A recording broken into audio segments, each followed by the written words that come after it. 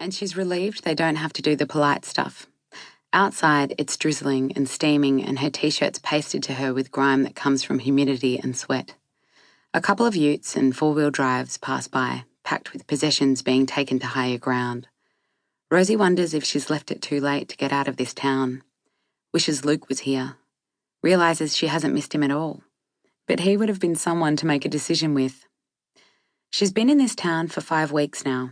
According to the Tidy Town sign out on the highway, there are 970 people living here. All whingers in her eyes. Those she's met, anyway. Rosie hasn't made a friend the whole time, so she has no idea what to do when a flood is on the forecast, except for what she heard last night from SES Jesus. At the cenotaph, one of the RSL guys is removing the wreaths, probably as a precaution. She's never been into the whole Anzac thing, so it surprises her that she's memorised the 26 men who have died in wars since 1914. The names that stick out most are the O'Hallorans.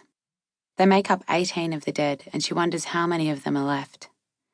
She's the last Gennaro of her family, and the second last on her mother's side. When Rosie and her nonna Eugenia die, there'll be none of them left. So much for big Italian families. She crosses a low-lying bridge that takes her over the river and out to the old Simpson Road that backs onto the gully. There are 6 properties out here.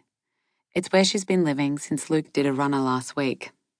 When they first arrived in town, she found a job looking after someone who just had a hip replacement.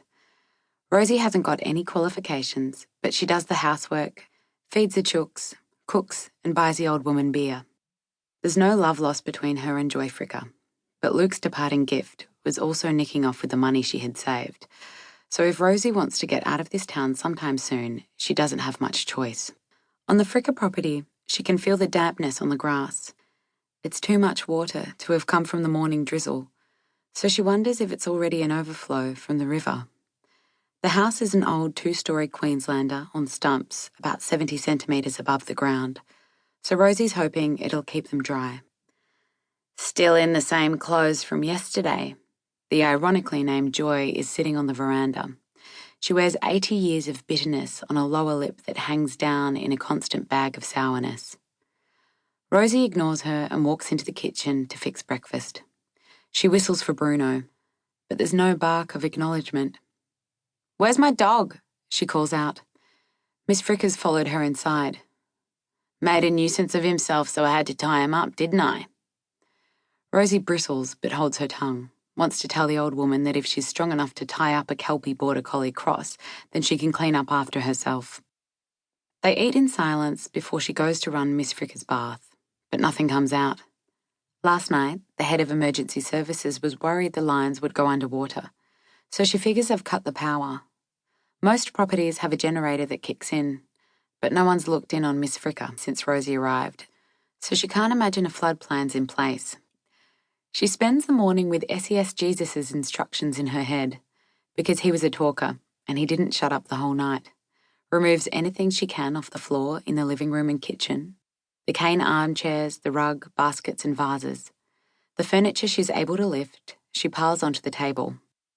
In the kitchen, she grabs some of the china that looks sentimental and packs it away in a box with the photos on the mantelpiece before taking it upstairs into the spare bedroom.